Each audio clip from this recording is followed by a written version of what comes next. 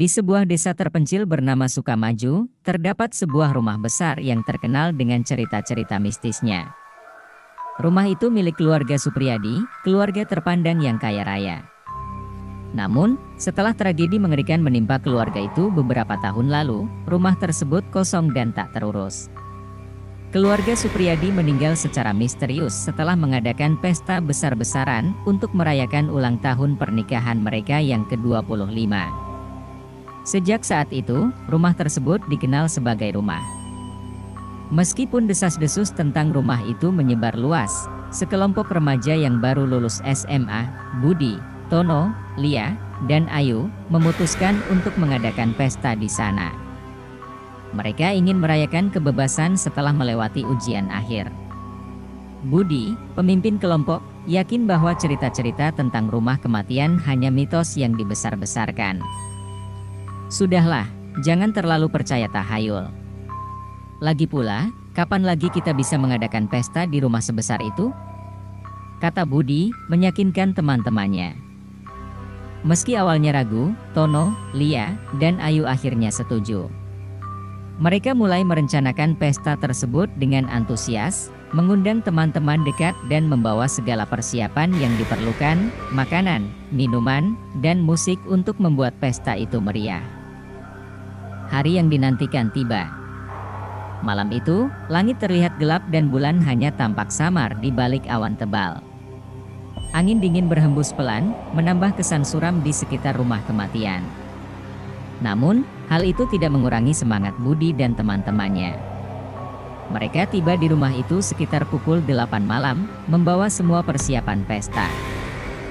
Rumah besar itu tampak lebih menyeramkan daripada yang mereka bayangkan. Kat dinding yang mengelupas, jendela yang pecah, dan pintu depan yang berderit saat dibuka membuat mereka merinding. Namun, Budi dengan penuh semangat memimpin mereka masuk dan segera menyalakan lampu-lampu di ruang utama. Ruangan itu sangat besar dengan langit-langit tinggi dan lampu gantung kristal yang berdebu. Furnitur antik masih tertata rapi, meskipun terlihat sudah lama tidak digunakan. Di tengah ruangan, terdapat meja makan panjang yang tampaknya pernah menjadi pusat perjamuan besar. Setelah menyiapkan makanan dan minuman di meja, mereka menyalakan musik dan mulai menikmati pesta. Suara tawa dan canda mereka mengisi ruangan yang sebelumnya sunyi. Namun, di tengah kegembiraan, Lia merasakan sesuatu yang aneh. Ia merasa seperti diawasi, seolah-olah ada mata tak terlihat yang memperhatikan setiap gerakannya. Tunggu sebentar, kalian tidak merasa aneh?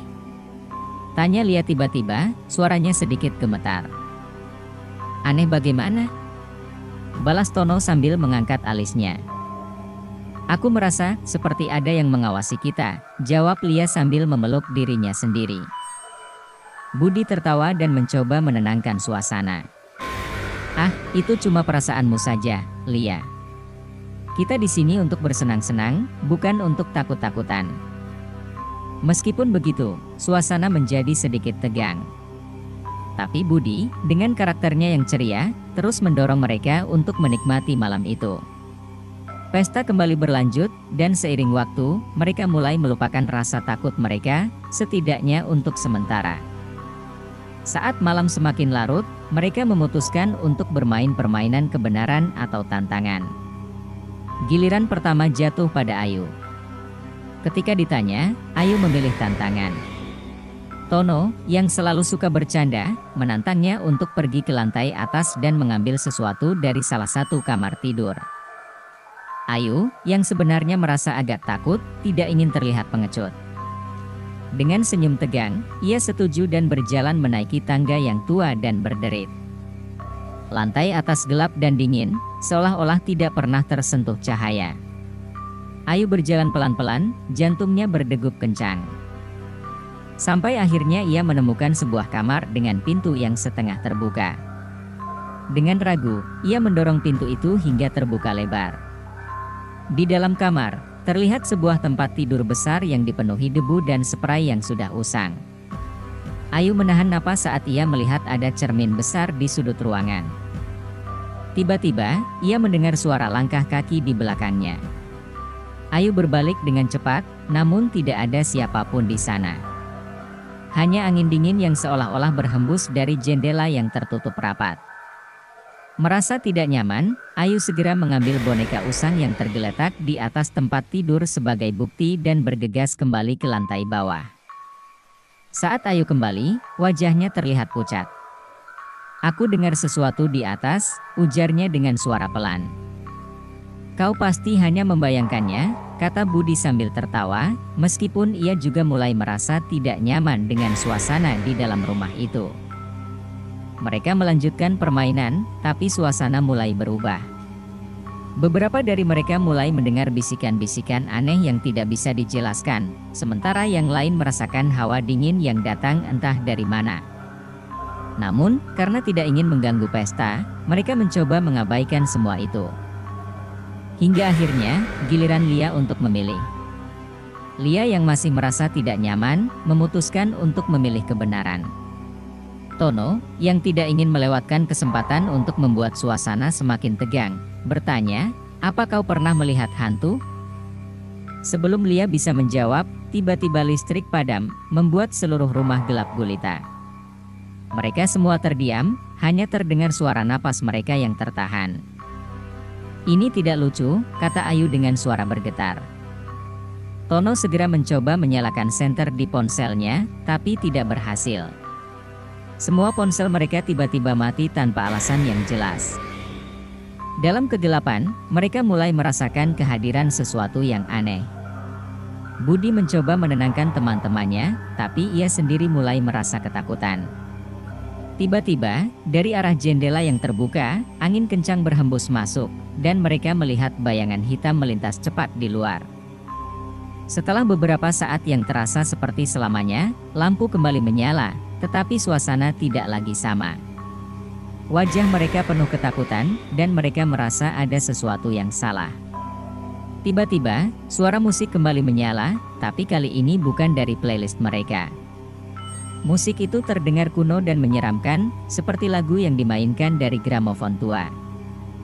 Mereka semua berlari ke meja tempat mereka meninggalkan ponsel dan musik mereka sebelumnya, tapi ponsel pulsa tersebut sudah tidak ada di sana. Panik mulai melanda mereka. "Apa yang terjadi di sini? Ini tidak mungkin," seru Lia, suaranya dipenuhi ketakutan. Mereka mencoba untuk keluar dari rumah, tapi pintu utama tidak bisa dibuka. Pintu itu terkunci rapat, seolah-olah ada kekuatan yang menahannya dari luar. Mereka mulai menendang dan mendorong, namun pintu itu tetap tidak bergeming. Di tengah kepanikan, tiba-tiba mereka mendengar suara langkah kaki dari arah tangga. Langkah kaki itu terdengar berat dan lambat, seolah-olah seseorang atau sesuatu sedang mendekati mereka. Tono mengambil kursi sebagai senjata, siap untuk membela diri. Namun, yang mereka lihat berikutnya membuat darah mereka membeku. Sosok seorang pria tua, berpakaian lusuh dengan wajah hancur dan penuh darah, muncul di ujung tangga. Mata sosok itu kosong, dan mulutnya terbuka lebar seolah ingin berteriak, namun tidak ada suara yang keluar. Sosok itu menatap mereka dengan tajam sebelum mulai berjalan ke arah mereka. Mereka berteriak dan mencoba mencari jalan keluar, tetapi setiap pintu dan jendela yang mereka coba tetap tertutup rapat. Sosok itu semakin dekat, dan hawa dingin yang mengerikan mengisi seluruh ruangan. Dalam keputusasaan, Budi teringat akan cerita tentang keluarga Supriyadi. Ada rumor bahwa kematian mereka berkaitan dengan sebuah ritual yang gagal, sebuah perjanjian dengan kekuatan gelap yang berakhir tragis. Budi mulai merasakan bahwa mereka mungkin telah mengganggu sesuatu yang tidak seharusnya mereka ganggu. "Seseorang harus menjadi pengorbanan," bisiknya, teringat akan legenda lama tentang roh jahat yang membutuhkan korban untuk kembali tenang. "Apa maksudmu?" tanya Tono dengan wajah ketakutan. "Kita tidak punya pilihan lain. Seseorang harus menebus kesalahan kita," jawab Budi dengan suara gemetar. Namun, sebelum mereka bisa memutuskan, sosok itu tiba-tiba menghilang di depan mata mereka, meninggalkan udara yang semakin berat dengan ketegangan.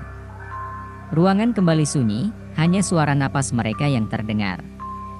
Mereka merasa seolah waktu berhenti, namun ketakutan tetap mencekam hati mereka.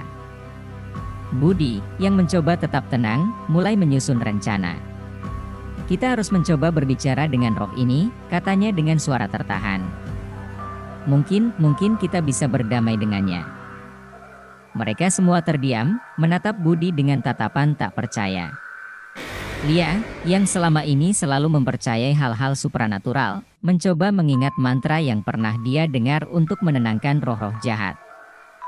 "Kita perlu sesuatu untuk diimbuhkan dalam mantra ini," kata Lia dengan suara bergetar.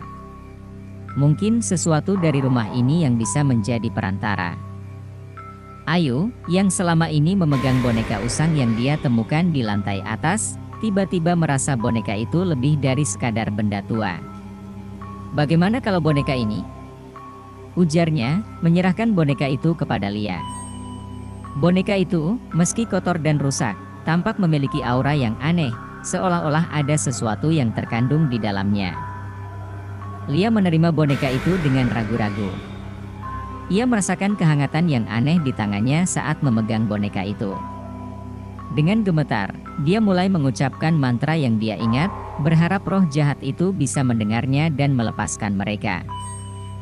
Namun, begitu dia selesai mengucapkan mantranya, angin kencang tiba-tiba berhembus lagi, membuat lilin-lilin padam dan ruangan kembali gelap gulita.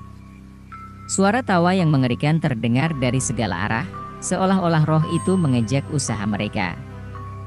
Tiba-tiba, sosok pria tua itu muncul kembali, kali ini lebih dekat dari sebelumnya. Wajahnya terlihat lebih mengerikan, dengan darah yang menetes dari matanya yang kosong. Tono yang ketakutan, akhirnya tidak bisa lagi menahan dirinya dan menyerang sosok itu dengan kursi yang dia pegang. Namun, kursi itu melewati sosok tersebut tanpa memberi dampak apapun. Sosok itu kemudian bergerak lebih cepat, menghampiri mereka dengan tangan terulur. Ayu menjerit, mencoba menghindar, namun sosok itu semakin mendekat dan menyentuh bahunya. Sentuhan itu seperti es, dan Ayu merasakan sakit yang tajam menjalar ke seluruh tubuhnya.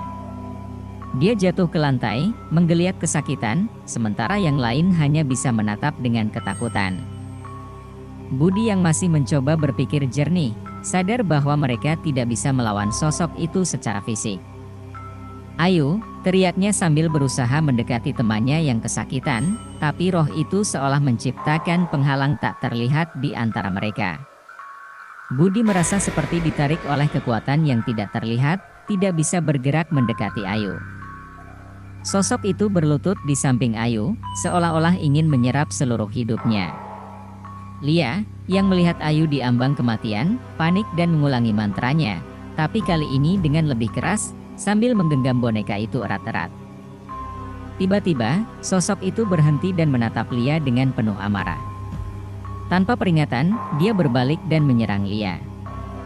Namun, sebelum sosok itu bisa menyentuhnya, boneka yang Lia pegang tiba-tiba mulai bersinar dengan cahaya aneh yang hangat. Sosok itu terhenti, terlihat kesakitan, dan menghilang begitu saja, meninggalkan ruangan dalam keheningan yang menakutkan. Setelah sosok itu menghilang, Ayu segera bangkit, meskipun dengan tubuh yang masih gemetar. Mereka semua berdiri dengan napas tersengal-sengal, tidak percaya apa yang baru saja terjadi. Namun, mereka sadar bahwa ini mungkin belum berakhir. "Kita harus pergi sekarang juga," kata Tono dengan suara tergesa-gesa. Sebelum roh itu kembali.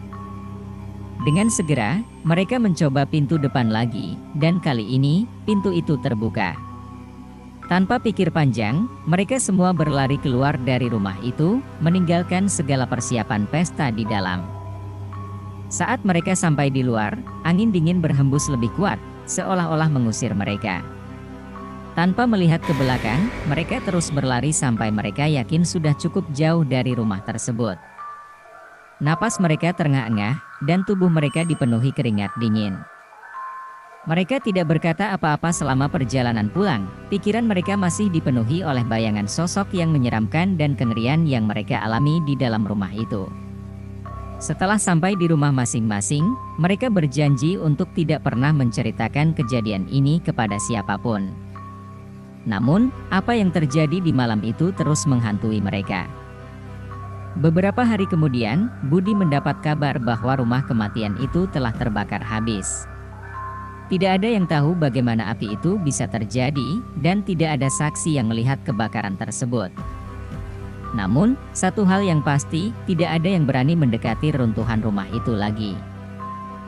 Ayu, Lia, Tono, dan Budi berusaha melanjutkan hidup mereka, tapi bayangan sosok tua itu dan kejadian malam itu terus menghantui pikiran mereka. Setiap kali mereka mendengar suara angin berdesir atau musik kuno, mereka selalu teringat pada malam pesta yang mengubah hidup mereka selamanya.